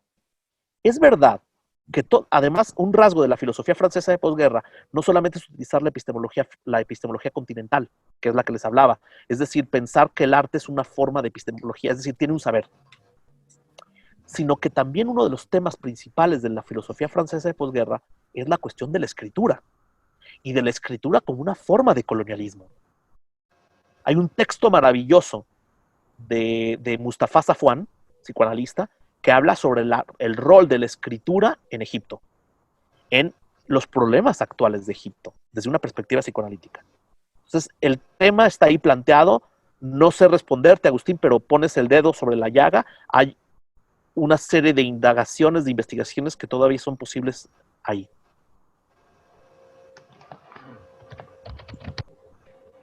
Quiere preguntar Karina, no sé si hay que activar el micrófono. Mientras tanto te hago una consulta yo. Sí. Viste que vos retomaste la cuestión de la filosofía francesa de posguerra, esto que estabas comentando de la pregunta por qué piensa la pintura. Es un poco lo que va desarrollando Badiou, que son referencias que también las obtuve por vos. Mi pregunta es, ¿crees que hay una especie de discusión, aunque sí está planteada la cuestión de que aparecen estos autores, pero crees que hay una especie de discusión, crees que hay una especie de separación, distanciamiento entre Lacan y Merleau-Ponty? Porque fue un tema que se habló la vez anterior en la reunión con Ana. Ana plantea que Lacan no toma nada de Merleau-Ponty y que en realidad hace como una simple alusión porque justo había fallecido en ese momento. No sé qué pensás vos al respecto. Uy, es un tema también súper interesante. Personalmente creo que, a ver, para mí, la relación privilegiada entre psicoanálisis y filosofía es la antifilosofía.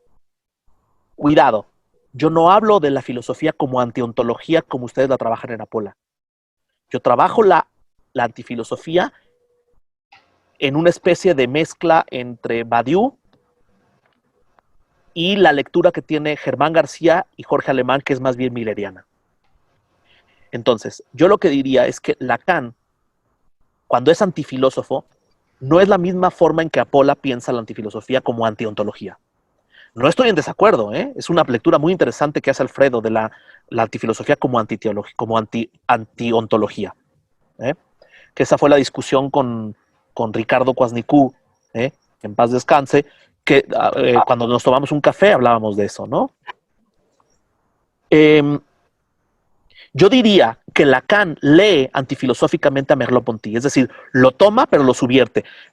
Cuidado con la palabra subversión en Lacan, porque es un as bajo la manga y que se utiliza como un bla, bla, bla que no tiene ningún sentido. Subversión es darle un cuarto de vuelta, es introducirse en la filosofía de Merleau-Ponty y darle un cuarto de vuelta, una cuestión topológica en donde plantea las mismas cuestiones que Merleau-Ponty, pero de otra manera.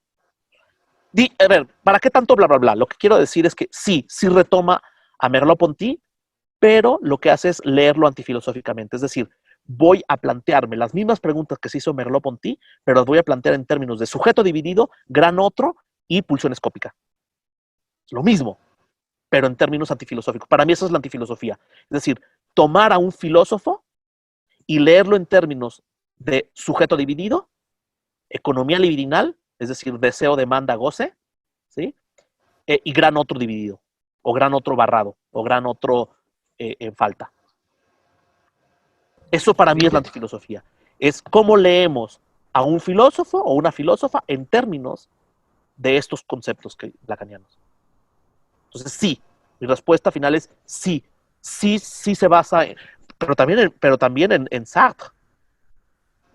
Es decir, su forma de abordar la filosofía existencialista de Sartre y la filosofía fenomenológica de Merleau-Ponty es antifilosófica. Sí lo retoma, pero lo subvierte en términos topológicos como antifilosofía. Ahí está mi respuesta.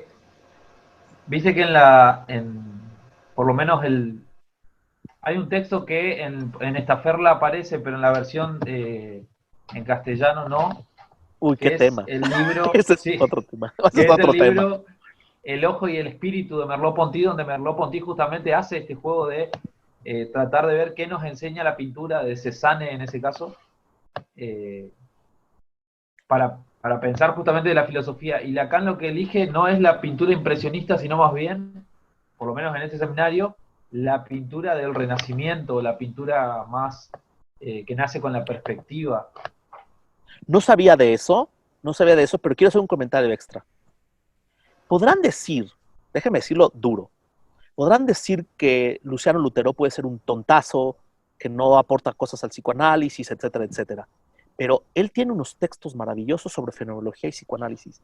¿Por qué? Porque tuvo maestros muy importantes que también fueron mis maestros en París, que son Bernard Bass y que son el difunto Guy Félix Duportail.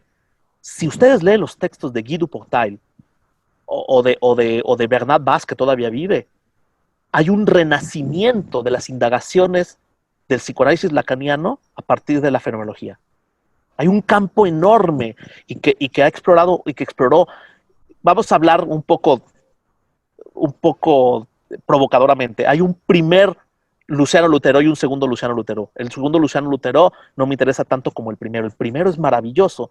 Luciano indaga las mismas preguntas que Guy Félix Duportail, de la Sorbona, o de Bernard Bass, que está en Estrasburgo.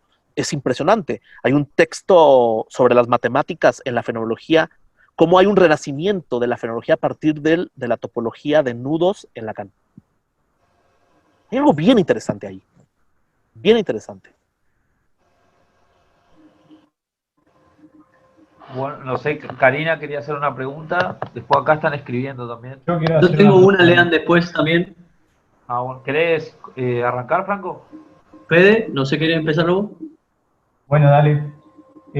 Carlos, en primer lugar, buenísima tu presentación, me encantó. Muchas gracias. Quería hacerte un comentario y una pregunta. Yo no sabía esto, cómo vos hiciste esta división de Lacan del arte entre la cuestión del arte del vacío y después el cuadro como paradigma y la perspectiva.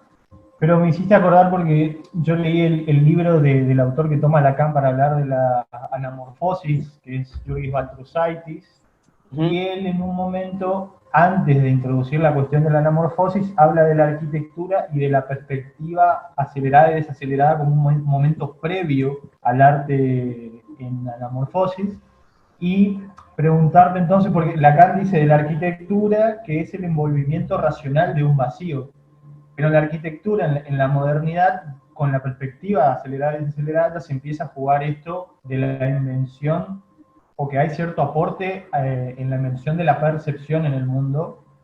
Incluso el autor dice que se usaba esa perspectiva para corregir errores de la visión. Entonces, ¿qué te supone o cómo lo pensabas vos, si se puede pensar en ese momento la arquitectura como cierta conjunción de ese arte del vacío, del envolvimiento de un vacío racional, dice, y aparte donde ya se pone a jugar la cuestión de la perspectiva en ese momento que implicó la matematización del mundo? A ver, es súper interesante tu pregunta y tiene que ver con la práctica analítica.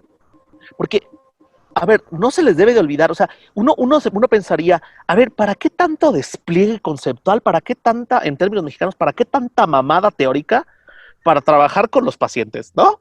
Y es que si uno puede reducir, hay un minimalismo conceptual estético en Lacan, que tiene que ver con el video de Neil deGrasse. La óptica tiene que ver con un cierto minimalismo, o sea, toda la complejidad se reduce a un rayo de luz. Es una perspectiva bien interesante en términos artísticos y en términos científicos.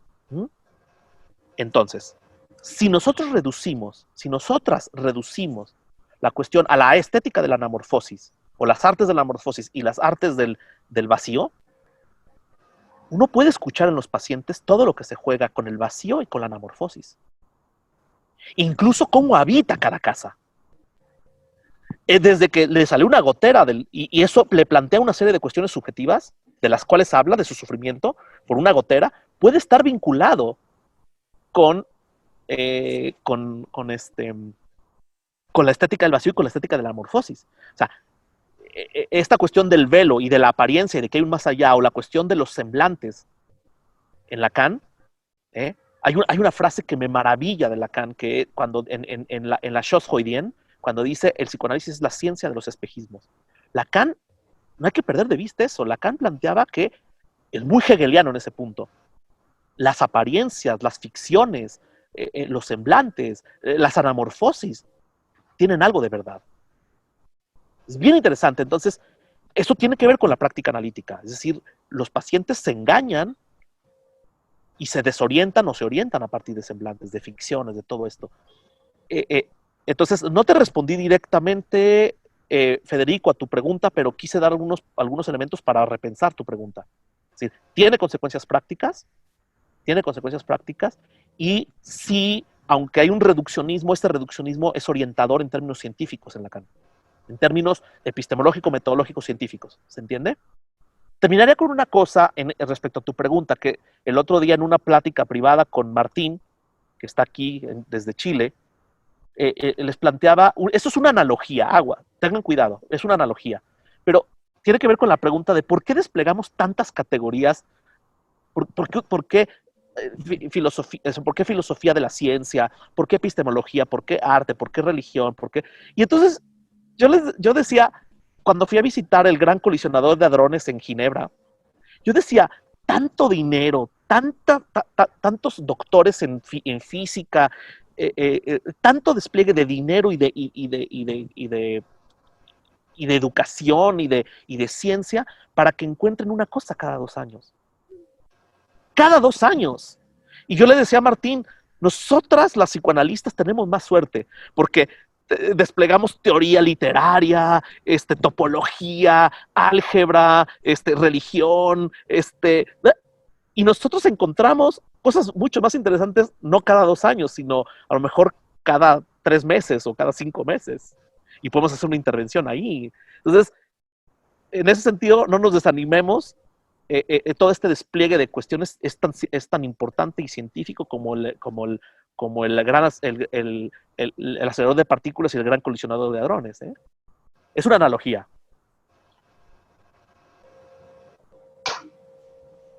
Franco. Genial, sí, genial.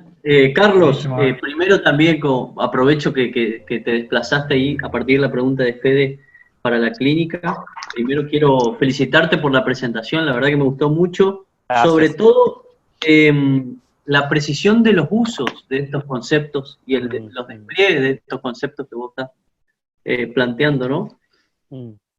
Es decir, ¿qué piensa el teatro? ¿Qué piensa la poesía? ¿Qué piensa la literatura? ¿Qué piensa el cuadro? Y me parece, yo por lo que fui siguiendo y por lo que orienta ahora mi pregunta para ponerla en cuestión, es que, bueno, desarrollaste o derivaste en qué piensa el cuadro, piensa el fantasma, pero en una estructura topológica. Lo cual me parece súper interesante. Mi pregunta va un poco hacia cuando Lacan trabaja también el objeto, ¿no? El estatuto del objeto en el seminario 10, y también trabaja cuál es la estética trascendental que le conviene al psicoanálisis. También trabaja el fantasma de estructura topológica a partir de... Para leer el objeto... Perdón, antes de que sigas tu pregunta, que eso es bien interesante, porque entonces todo el problema de pensar los espacios en Euler o en Hilbert y todo el problema de los espacios en Descartes y en Kant, que es lo que acaba de decir, ¿cuál es el trascendental que le... ¿no? Sí, bien, perdón, te interrumpí. Totalmente. Yo iba un poco más a la clínica, cómo... La importancia de por qué tiene que ser topológica esta estructura del fantasma, en contraposición un poco a la geométrica y de espejos que vos ubicaste muy bien en Foucault. A ver, yo diría... ¿Cuál sería la función clínica de esta cuestión topológica del cuadro? Yo te diría, así como decimos los mexicanos, creo que también ustedes en el fútbol, a bote pronto, ¿no? A bote pronto, en esta metáfora futbolística, llega la pelota y a bote pronto diría 2 cosas. Uno, podríamos ser Foucault y perdernos que el discurso del paciente son juegos de espejos. Y leer geométricamente algo topológico. Y pensar que hay algo detrás y que el punto del cual se organizan todas las miradas, el fantasma, no es un punto presente o ontológico, para utilizar toda esta cuestión derridiana y de la ontologización del ser heideggeriano. ¿Sí? Y dos, que cuando un paciente habla, despliega en su discurso una topología. Es decir, cuando hablo, le hablo a alguien, y entonces me coloco en un lugar y lo coloco al otro en otro lugar. Entonces, la importancia de la topología es no pensar los lugares en términos de 3D geométricos, sino en términos de posiciones discursivas, que es 2D. Eso es bien importante. En frases tan simples como, mi hijo no me quiere hacer la tarea. Piensa en la topología que se juega, ¿no? ¿Y a quién se lo dice? Porque imagínense que viene una entrevista de dos padres, la mamá y el papá, y la mamá se dirige no al analista, sino al papá, y le dice, mi hijo no me está comiendo.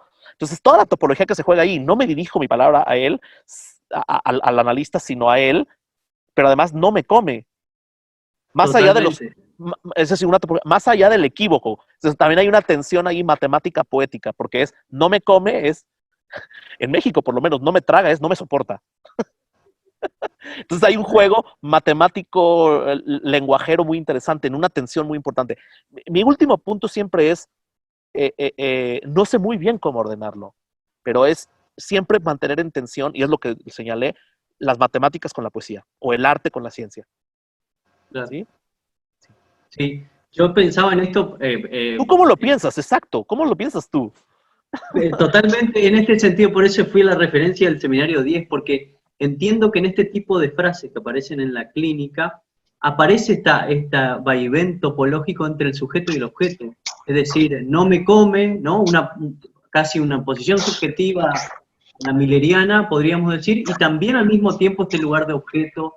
Quiero decir, en ese sentido la pensaba, ¿no? Todo el tiempo hay ahí en el fantasma esta relación topológica, dialéctica entre sujeto y objeto. Lo pensaba de este modo, porque Lacan también lo dice, me hago cuadro o me hago velo.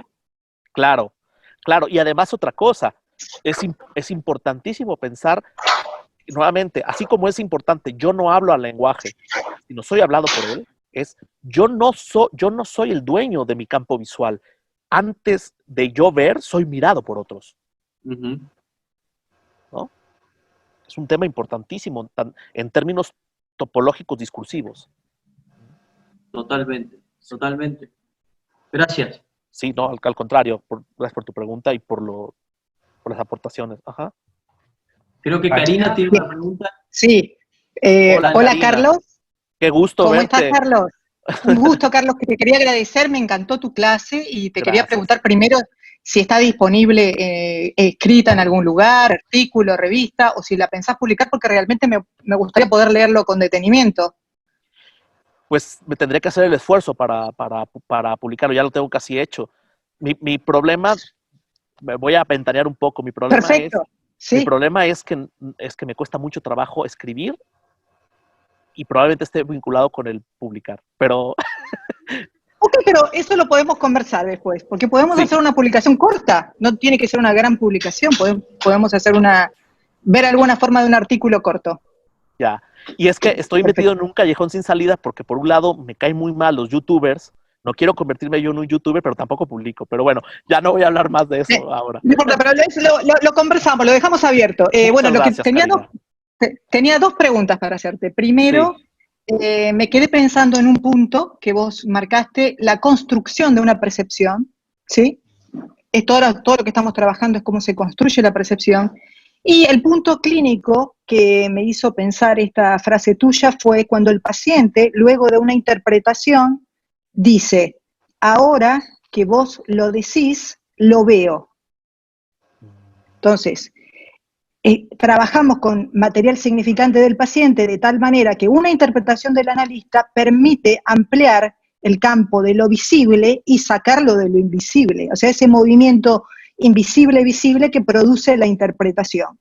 Eso es bien importante, Karina, pero voy a hacer un comentario. Espera que termino la segunda parte, porque la segunda parte viene conectado con esto. Y de ahí necesito trabajar con vos, si vos me podés presentar cuál concepto de sublimación, porque cada forma de de procesar la teoría de Lacan implica una teoría de sublimación, Sí. y me gustaría saber la tuya, porque cada uno tiene la suya. Y la que a mí me está dando vueltas hace bastante, desde que estamos trabajando con el seminario 11, es una que está en el seminario 6, el de Soy su interpretación, está en la clase 26.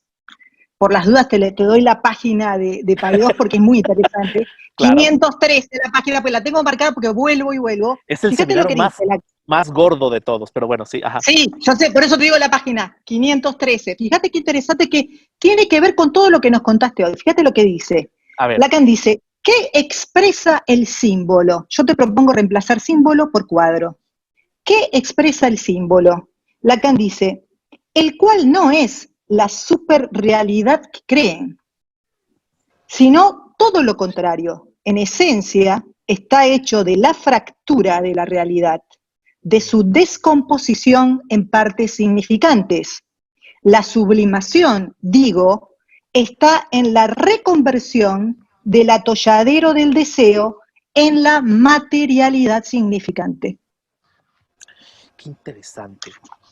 Sí, porque además, a mí esa frase me remitió a toda tu explicación de la función del cuadro, y vos me estás hablando de matematización, y ¿qué está diciendo Lacan? ¿Qué estamos buscando con todo? Reducir a la materialidad significante.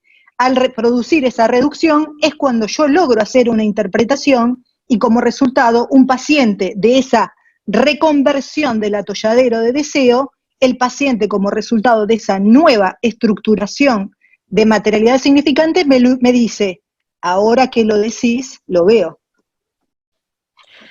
A ver, varias cosas. Es increíble esa cita. Me gustó sí, mucho. Es increíble, por eso la tengo súper marcada. Y claro. dije, lo que pasa es que es bien interesante esto, porque primero vamos a la etimología. Zúmbalo, con la y zúmbalo es un rompimiento. Símbolo viene de rompimiento, que era esta medalla que se rompía en dos y se le daba a una persona y luego a otra, ¿no? O sea, hay una ruptura. Esta frase que tú me propones, que es el cuadro, creo que, a ver si tú me dices si estás de acuerdo, Karina, y ahorita voy con el comentario de lo otro, que tiene que ver con que Lacan, lo que está leyendo en Foucault y lo que está leyendo en la historia del arte, es que son sus indagaciones del seminario, digamos que desde el 7, pero más decididamente desde el 11 hasta el 20, en cómo en la propia materialidad del significante está lo real. Se produce un real, que ya está en el caput mortum en la carta robada. Pero es eso, o sea, este punto de ruptura. Ahora, eso tiene que ver con mi siguiente comentario. Ahora lo veo, ahora cuando lo dices lo veo. Sí, hay una parte en que se reorganiza a partir de una interpretación o una intervención de un analista la redistribución de lo visible y lo invisible. Pero no se nos olvide que hay algo estructuralmente invisible. Una escotomización de la mirada. Para que haya mirada, tiene que haber una escotomización. Y tiene que ver con el punto de lo real. Y entonces es un punto bien interesante en términos de la práctica analítica. Hay cosas que no se pueden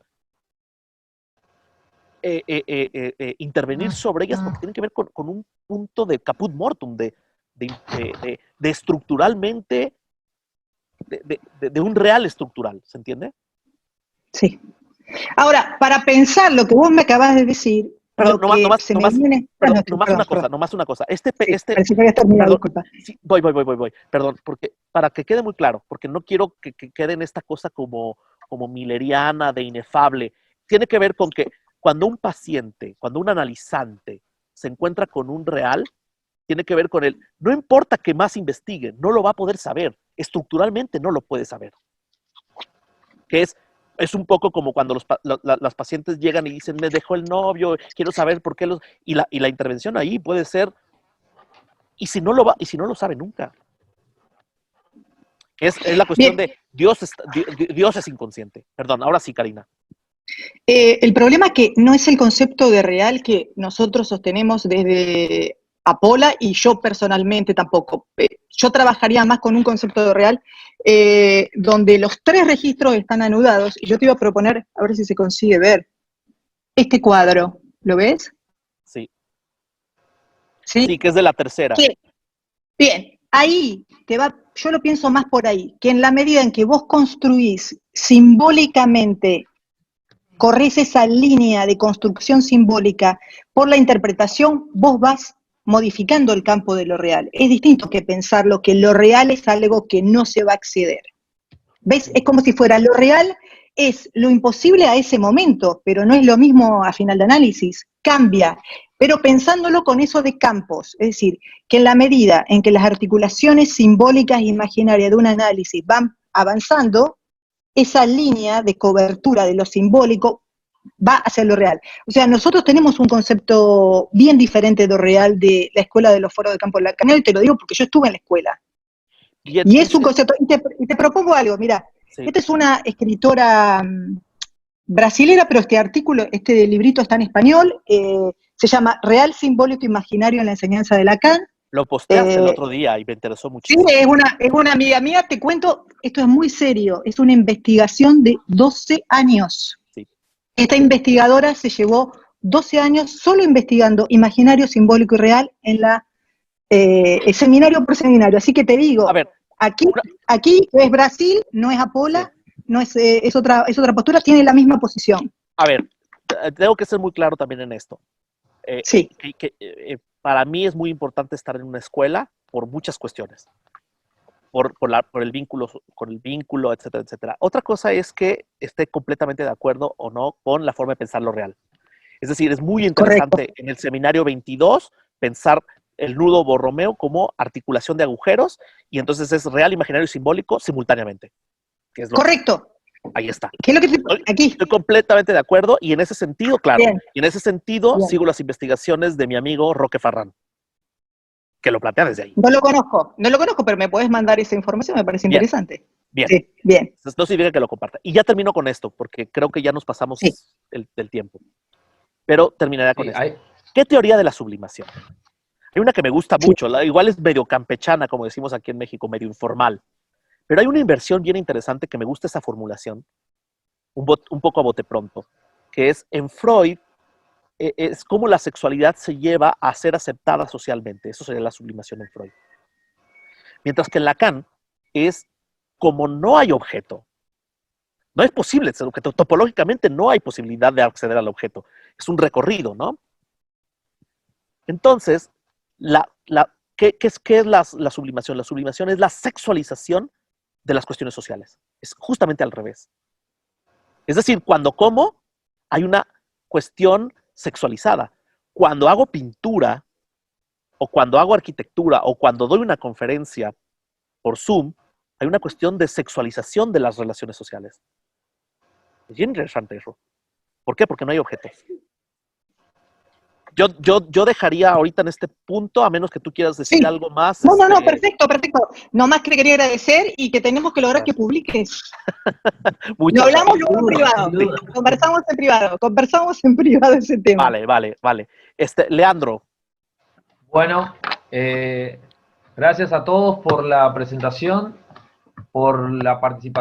gracias a Carlos por la presentación, estuvo la verdad excelente, fue súper orientativa, y bueno, nos vemos entonces en alguna otra ocasión, te podemos invitar de vuelta, espero. Por supuesto. Bueno, saludos a todos entonces. Muchísimas gracias y saludos a todos los amigos. Muchas gracias. Gracias a vos, Carlos. Saludos. Saludos, abrazo.